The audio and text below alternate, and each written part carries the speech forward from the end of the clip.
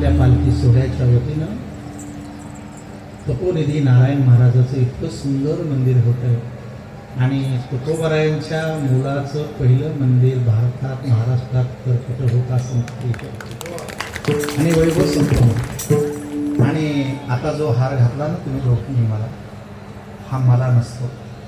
मला कोण हार घालेल? मला जर हार घातला, तुमची माझी भेट झाली, मला हार येतो असं जर म्हणलं असतं तर मी उद्या येतो, दुपारी येतो, परवा येतो, काही हार येणार नाही. मी ज्या जागेवरती उभा आहे हा निमित्ताचा कार्यक्रम आहे. तुम्ही माझ्या गळ्यात हार टाकला आणि तो एक नारायण महाराजाच्या गळ्यात गेला आणि एक तुकाराम महाराजाच्या गळ्यात गेला. ते म्हणतात आजच्या काळात काही पण सांगता का? नाही, काय सांगणार नाही, खरं सांगतो. आजच्या काळात कुणाच्या बी मोबाईलमधून कुणाच्या बी मोबाईलमध्ये पैसे जाते, कधीही जाते, रात्री बेरात्री. त्याला मोबाईलमध्ये फोन पे घ्यावा लागतो आणि आपण केलेला हार हा तुकोबरायाच्या गळ्यात घालायचा असेल तर त्याच्यासाठी पुण्य पे असावा लागतो. तुमच्याकडे आहे तो, म्हणून हा हार मला नाही, हा महाराजांना मिळाला. याचंच नाव आहे कृत्य कृत्य झालो आणि इच्छा केली ते पावलो. देव हे इच्छादानी ठिकाणी महाराज, जो कोणी मनात आली त्याची इच्छा पूर्ण होते. आज हा आपल्या सर्वांच्या वतीनं हा माझा या देहाचा केलेला सन्मान मी आयुष्यभर कधीही विसरणार नाही. आम्ही रोज कीर्तन करतो, दिवसातून 2दा करतो, पण इथं घातलेला हार हा आमचा नसतो. ते आम्ही असं समजतो की नारायण महाराजांनी आणि तुकाराम महाराजांनी आमचं कौतुक केलं, आम्हाला मान मिळाला, हा आमचा सन्मान झाला, त्यामुळे त्यांच्यामुळे आम्ही कृतज्ञ झालो. आता शेवटचं सांगून मी आपला निरोप घेणार आहे. तुम्ही कधी टेन्शन घेऊ नका मूर्तीचं. मूर्ती नसतो, मूर्ती देहाला असतो. आपले तुकोबराय किती मोठे आहेत माहिती आहे तुम्हाला? तुका आकाशा एवढा, म्हणजे त्यांचे हात पाय शरीर आकाश एवढं होतं का? नाही. त्यांना हे कळालं की इथून आत श्वास गेला की तो जीव आणि इथून बाहेर गेला की तो शिव. हे सगळीकडे भरलेलं आहे चैतन्य, हे अनंत आहे, सच्चिदानंद स्वरूप आहे. त्यामुळे मला मृत्यू नाही. हे जे दिसणारं आहे ना ते माझंच रूप आहे. तो मी आहे आणि मी तोच आहे. त्याला तत्वमसी प्राज्ञानाम ब्रह्म अहम ब्रह्मास्मी म्हणतात. तुकोबराय तेच सांगतात, माझंच हे स्वरूप आहे. त्यामुळे मला कुठं मूर्तीचं काही कारण नाही आहे. तुम्ही सगळे ध्यानात ठेवा. आता बघा, इथून आत गेला की त्याला म्हणायचं जीव आणि इथून बाहेर गेला की त्याला काय म्हणायचं? शिव. असा त्याचा खेळ सुरू आहे. जीव शिव, जीव शिव. आणि एकदा तो बाहेर गेला आणि बाहेरच थांबला की तुम्ही बोलायची गरज नाही. तुमचे सगळे पाहुणे म्हणतात ते काल 4 वाजता शिव झाले. काय मजा! त्याच्यामुळे तुकाराम महाराज असे हातापायानं आकाशा एवढे झाले नाही. तर हे चैतन्य जेवढं आहे ब्रह्मांडामध्ये तिथे तिथे माझं स्वरूप आहे, माझी शक्ती आहे. ती शक्ती जर कोणाची असेल तर पांडुरंगाची असेल. त्यामुळे तुम्हाला मरण येऊ द्यायचं नसेल तर माझ्याकडे मरणमारी नावाची पुडी आहे, पण मी तुम्हाला आज देणार नाही. त्याला 1,51,000 रुपये जो देईन त्याला मी ती हळूहळू मग देईन. असं कुठं असतंय का? असं काहीच नसतं. म्हणून आत येणं आणि बाहेर जाणं आपला खेळ सुरू आहे. त्याच्यामुळे बाहेर गेल्यावर तुम्ही कोणीच नसता, आत गेल्यावर तुम्ही अहंकार धरता आणि बाहेर गेल्यावर तुम्ही कोणीच नसता. तर मग तुम्ही कोणीच नाही हे ज्या दिवशी लक्षात येतं त्या दिवशी तो सगळीकडे पसरतो आणि मग अनुरेनिव्यात कोकडा आणि तुका आकाश आहे. तुकाराम महाराज म्हणतात, आता तुकाराम महाराजाला आज जायचं होतं, विमानामध्ये बसता येणार गरुडाचं. तर मग मला विचार काही अडचण येते? म्हणजे हो, जरा बसता येत नाही. मग कुणाला खाली घातलं माहिती आहे तुम्हाला? काळाला. सगळ्या जगाला जो काळ खातो त्या काळाला खाली बसवलं आणि तुकाराम महाराजांनी त्याच्या समोर पाय दिला आणि मग ते वर बसले. तुम्हाला नाही समजणार आहे. तुकाराम महाराजांनी काळावर मात यासाठी केली होती की तुकाराम महाराजाला जो काळ भेटला होता तो त्यांनी काळालाच दिला होता. ज्यांनी जे दिलं त्याला ते परत केलं पाहिजे. हा देह पंचमहाभूताचा आहे. तुकाराम महाराजांनी याचं सार्थक यासाठी केलं की महाराजांनी एकच मिनिट वाया घालवला नाही. रात्र न कळे दिवस न कळे अंगे खेळे दैवत दिनरजनी हाची धंदा गोविंदाचे पोवाडे. आम्ही घराकडे कोण कीर्तन करतो? टाइम अहो, त्यांनी स्वतःला टाइमच ठेवला नव्हता. सगळाच काळाला दिला आणि मग काळ बी असा उदार झाला. जोपर्यंत हे कालचक्र चालत राहील तोपर्यंत तुका म्हणे हे नाव अमर राहील. त्यामुळे मृत्यूचा विषय संपला. अभंगाच्या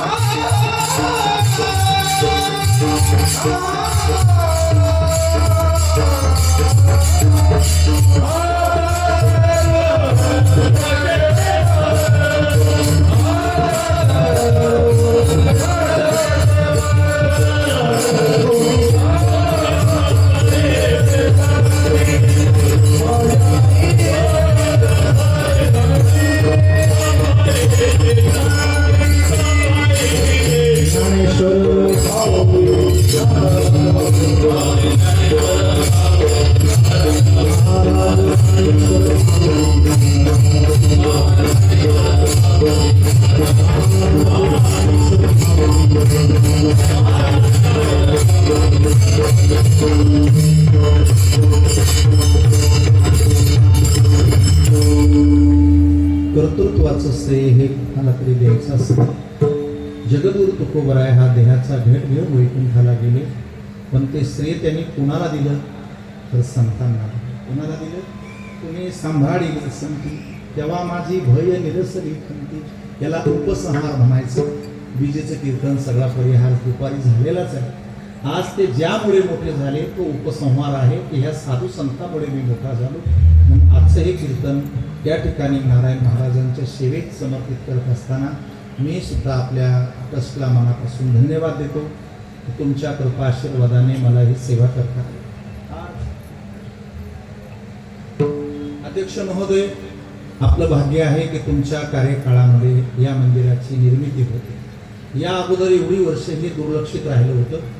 आता तुमचं भाग्य आहे की तुम्ही लवकरात लवकर पूर्ण करून मूर्तीची स्थापना करून हे देवस्थान समाजाभिमुख करा, लोकांच्यापर्यंत पोहोच करा. लोकांना याच्याबद्दल फारशी माहिती नाही. आणि म्हणून मी आपलेही मनापासून आभार मानतो. मी राहुलजी आपल्याला मनापासून धन्यवाद देतो की कीर्तन सेवा ही माझी नियोजित नव्हती, पण मी स्वतःला भाग्यवान समजेल की मला भंडारा डोंगरावरती संत तुकोबांची हृदयस्पंदने ही कथा करता आली आणि ती कथा एवढी लोकप्रिय झाली की राज्याच्या कानाकोपऱ्यात तिचे प्रसाद उमटले आणि मला कृत्य झाल्याचा भाव आहे. म्हणून रात्री मी माता भागीरथीच्या चरणी आणि आज संत नारायण महाराजांच्या चरणी सेवा करून स्वतःला धन्य मानतो की कृतज्ञ. ज्या मंडळीनं हे संत पूजन केलेलं आहे, मला तुमची नावं माहिती नाही, आदरणीय तुम्ही सांगा ना. धनंजयजी भालेकर आपल्यालाही मनापासून धन्यवाद देतो. तुम्ही तुषारजी तुम्ही भंडारा डोंगरावरती यायचे ना, हां मला भेटायचे, त्यामुळे मी ओळखतो तुम्हाला, पण फारशी चर्चा झाली नाही. तुम्हालाही मनापासून धन्यवाद देतो. मी सर्व श्रोते मायबापाला धन्यवाद देतो. या नेवाळी साऊंड सिस्टीमलाही मनापासून धन्यवाद देतो. दोन्हीही मृदंगाचार्यांनी अतिशय उत्तम अशी साथ दिली, त्यामुळे ही कीर्तन सेवा करता आली. आणि विशेष करून हरिभक्तीपरायण शांताराम महाराज, निमन हरिभक्ती महादेव महाराज आभार. आता या आपल्या चांगल्या तुमच्या सेवेमुळं, नम्रतेमुळं तुम्ही सर्वच परिसरामध्ये कीर्तनाच्या रूपाने असतात. रामहरी महाराज हरिभक्तीपरायण, संपत महाराज हरिभक्तीपरायण, सनत कुमार महाराज, प्रसाद महाराज, या सर्व महाराज मंडळीचं विशेष करून ही छोटी छोटी जी उद्याची कीर्तनकार आहेत आणि उद्याची भावी संत मंडळी आहे, हे जाधव महाराज काय नाव कुणाची उद्या? हां हां बरोबर. महाराज मोठी जबाबदारी आहे, तुम्ही यांना मोठं करा आणि एक दिवसही जगाला चांगला मार्ग दाखवतील. तुम्हालाही मनापासून मी धन्यवाद देतो. शेवटी झालेलं कीर्तन हे काही माझा शहाणपणा नव्हता, ही उपसंहारात्मक माझी एक साधना होती आणि मी ती आपल्या सर्वांच्या चरणी समर्पित केलेली आहे. लेकराला काही चुकलं असेल होताना क्षमा असावी आणि जेव्हा तुमचा केव्हाही आदेश येईल तर आम्ही करतात नका म्हणून आपली आजन्म सेवा करण्यासाठी तयार आहोत. त्यासाठी तुमचे भरभरून आशीर्वाद आमच्या पाठीशी असले पाहिजे. शेवटी देऊचं धन आहे फक्त विठ्ठल आणि विठ्ठल. इथं जे मिळालं, इथं जे कळालं, याला जे भेटलं, या गावाला, या तीर्थाला ज्यांनी मोठं केलं ते क्षेत्र विठ्ठल, तीर्थ विठ्ठल, देव विठ्ठल, देवपूजा. त्या विठ्ठलाच्या चिंतनाने आजच्या कार्यक्रमाची समाप्ती. विठ्ठल